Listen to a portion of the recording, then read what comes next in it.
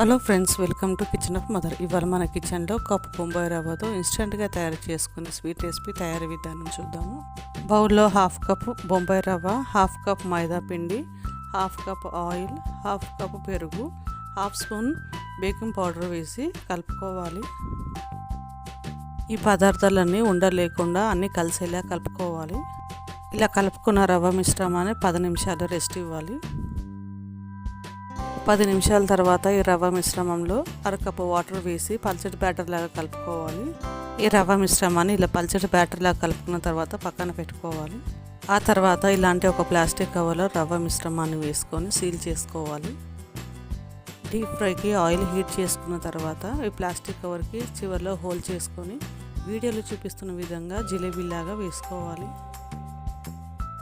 Medium ఫ్లేమ్లో 10 minutes fry చేసుకోవాలి. ఇలా రెండు వైపులా తిప్పుతూ గోల్డెన్ బ్రౌన్ కలర్ వచ్చేంత వరకు ఫ్రై చేసుకోవాలి. గోల్డెన్ బ్రౌన్ కలర్ వచ్చేంత వరకు ఫ్రై చేసుకొని ప్లేట్లో తీసుకొని పక్కన పెట్టుకోవాలి.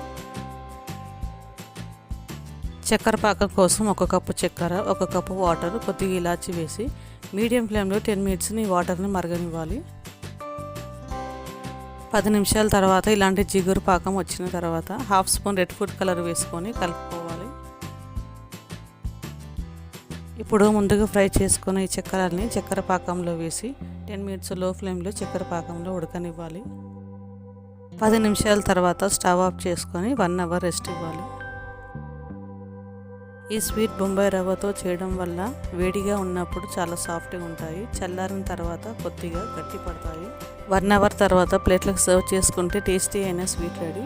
ఇలాంటి సింపుల్ అండ్ టేస్టీ రెసిపీస్ కోసం మన ఛానల్ని ఫాలో చేయండి, లైక్ అండ్ సబ్స్క్రైబ్ చేయండి ఫ్రెండ్స్.